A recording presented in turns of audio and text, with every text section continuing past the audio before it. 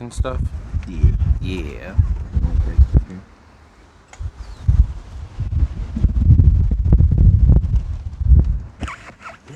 Crank it up.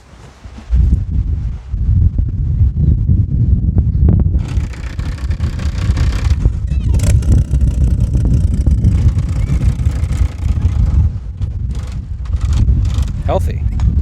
How'd it run? Solid? Fuck yeah.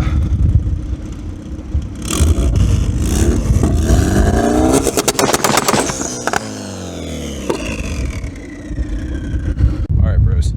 This Civic is going to be absolutely wild. Absolutely wild. I'm so excited. And it's not even my car, bro. But I'm stoked. We drove an hour out for this. And it was worth every damn second. Can't think of a better way to spend the day than out hanging with some buds, just tuning a car.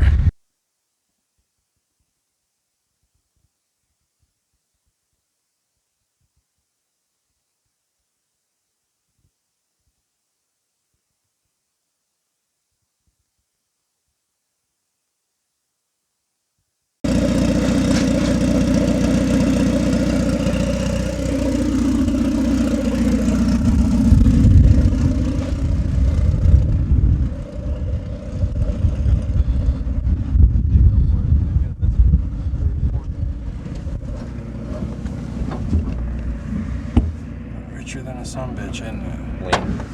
Lean? Oh yeah, I guess low points is rich. See, I'm dumb, I told you. Well, that's so we're not reading fuel, we're reading parts air. The higher the number, the more parts air. Okay.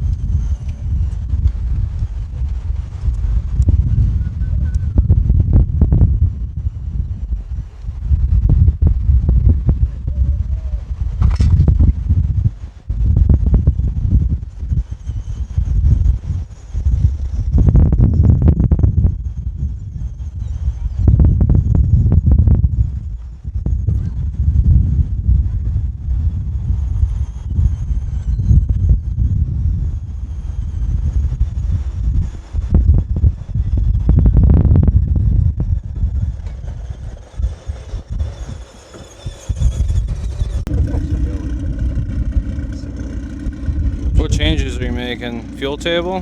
Fuel's good now. I added 2 degrees across. The boost table's above. Let's see. Alright.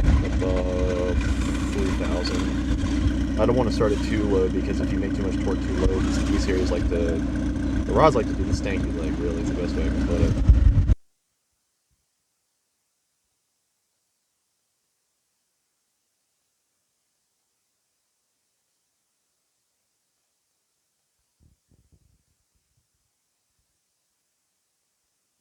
No ring on a map sensor. Honda things. Yeah, it was literally just metal to plastic and it wasn't sealing. Damn. So, which is surprising because you think the plastic would seal, but it didn't. You think so? I mean, hey, worst comes to worst if you didn't have that. Black Permatex goes a long way. Jesus. 600-800 horsepower. You could do it with this.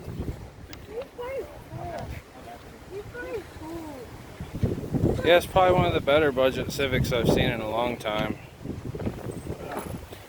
Got a strong D-series too. Just make sure you get a oil pump at some point. Get Bad Guys. Bad Guys sells Y7, Y8. They actually specialize in D-series. I got that. I think you can either send them Chop shopping. Like if you get a junkyard one and send it to them, they'll port it, shim it, clean it up and everything, and send it back to you with new seals. Yours is in the car. I think it's like $175 total. They do everything. You can also get the ACL pump. Bad Guys also makes a billet 5-axis CNC pump. That's really nice. I don't know if you'll reach me. That's why I said just send them an old one, have it ported and ship it and send it back. I know the owner called them though, but they're big. The D-Series world. They're actually, I think they currently, they don't hold a world record, but they're trying to. Yeah. Definitely want to lift that front up. Yeah, make sure you raise it like a half inch at least, and try to tuck that boost pipe in. I got a aftermarket bumper. That gray one there on my Chevron. Nice. Yeah, you're going to want to come out and around that washer fluid and then go up by that where the torque mount would be down there. You can actually unbolt where that torque mount was and then go up by there. Press. It's just that we can tuck behind it for everything. Unless you want to get rid of the windshield washer fluid and tuck it up that way. Well, I mean, you could actually go to like a steel box for it too, a smaller reservoir. Yeah, tuck it up. just raise it. Yeah. And don't forget that rubber on that other side so you don't rub that pipe through too. Yeah. And the intercooler. Yeah. This intercooler system's good because last time we were making like 20-something pounds and it was holding the whole time. Yeah, he did a good job putting that together. He was telling me about really that. Good. You did it right. Supported almost 20 pounds on stock injectors. So I think your fuel pressure regulator is being overrun a little bit. I do got my other fuel pressure regulator. Like you were saying out the back. I'm just coming, so whatever. If you want to send it back, send it back. Run test it.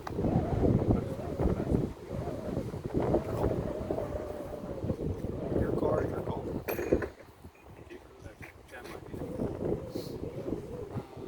He's like, I need stock injectors on 60 psi. 80. Actually, LS3 injectors will hold up to about 800 psi per gram. And if you decap them at stock pressure, 43.5, they're on 800 cc decapped. And if you raise the pressure a lot, that goes from about 43.5 to about 87 psi. Double what they're almost 1600 cc. I'm just going to buy an electric turbo that makes turbo noises. Actually, 40, I think they're like 40 volt amps, aren't they? there's a guy in Pennsylvania who's working on a new design for electric turbos. Well, I saw, I don't know if you watch Cletus McFarland. Oh yeah, the Cobalt. They put that electric turbo in that Cobalt and ran the dog piss out of it, and they were running it at like 30, 40 psi, trying to blow it up, and they couldn't blow the fucking Cobalt up. But them electric turbos, I was talking about the little fake plastic ones, but those ones, I mean, they're like 2,500, $3,000. I mean, but they're nice. I'd imagine they're a good feasible solution for like super small engines. Oh yeah. Yeah, Geo Metro. Smart car, bro. No Festiva or something. I mean, but it, yeah, I We mean, saw it's, it on the way here the other day. Yeah. Last week. was it blue? Dude had it jacked up in the gas station parking lot or whatever. We actually stopped at that same station. The Circle K. You just saw blue in the other day that was fucking looked brand new. Oh wow. Yeah, No, this one was a brand new. shiny blue. Probably garage cab. Probably. They probably don't see the winter neither. See, I want another Tempo. That sounds weird, but I want to swap a Tempo. Bro, Ford Tempos are so dope. Swap an SHO motor into them. I used to have that one. I know a guy that had an old Thunderbird. Not like the super old one. I want to say like the early 90s Thunderbird. I think it was like a 91 or 92. And he swapped the SHO engine into it, put a supercharger on it. And swapped it to a 5-speed. Yeah. I was gonna say real quick, we're probably about to head out. Is there anything else you need? Are you set? I think you. A lot. Map sensor's good to go now because I could see when I said something's up with the map sensor, it wasn't reading right. I was technically. Yeah. That the lack of an O-ring really fucked it up. That's what was really the main problem with the get-go, because that's the only way the engine can read what it's doing besides like RPM. Yeah. Let me know if you need anything. You shouldn't have any issues, but if you run like seasonal change issues, you got a year of whatever the day that you paid me, you have a full year of any other adjustments you need.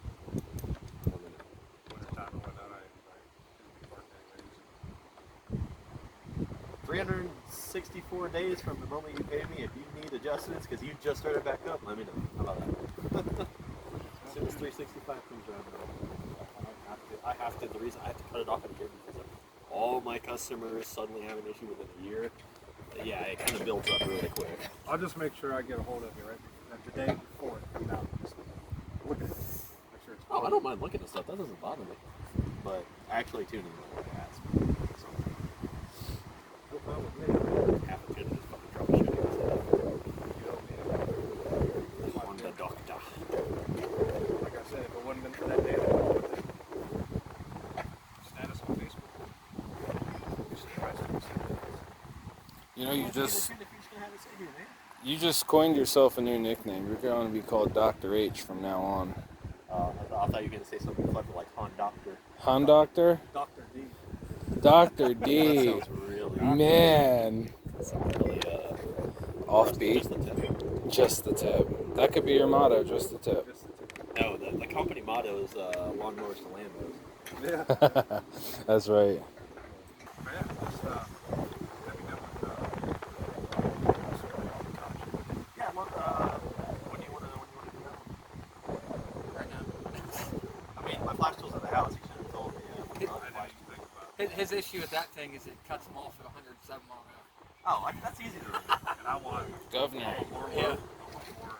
Something that's You want a ghost cam? something that I sounds. can do a ghost cam. You want to smooth it out. Does that have VVT? Variable valve timing? Yeah, I'm not sure.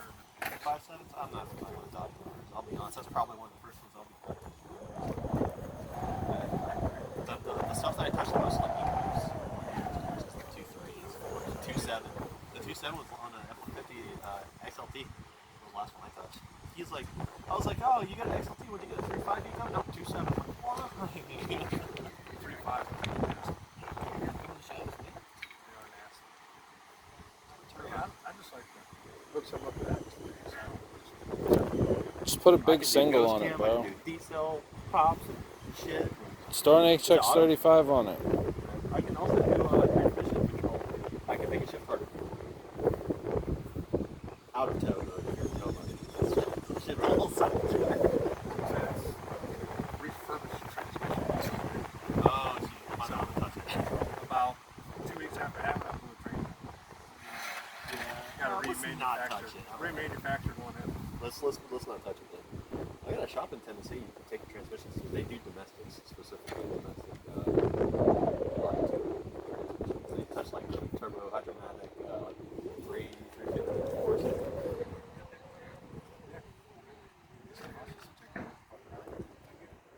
some more throat noise out of it. Well, what are you doing tomorrow?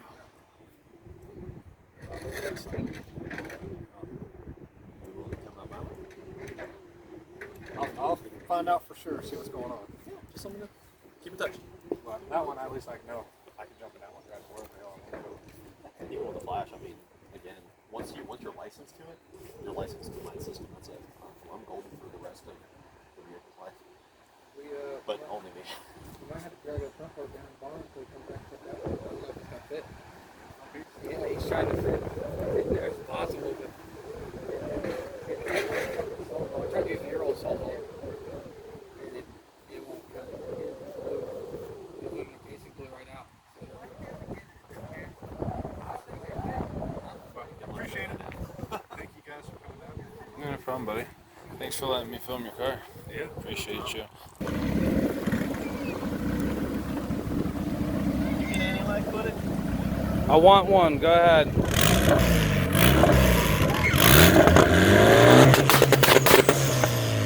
Well, this is where we're wrapping up the vlog. We're getting ready to head home back to Akron. Shout out Jordan for letting me film his Civic and the tuning process. Don't forget to hit up Sleepy D for your tuning needs, of course. And I'll see you guys in the next video.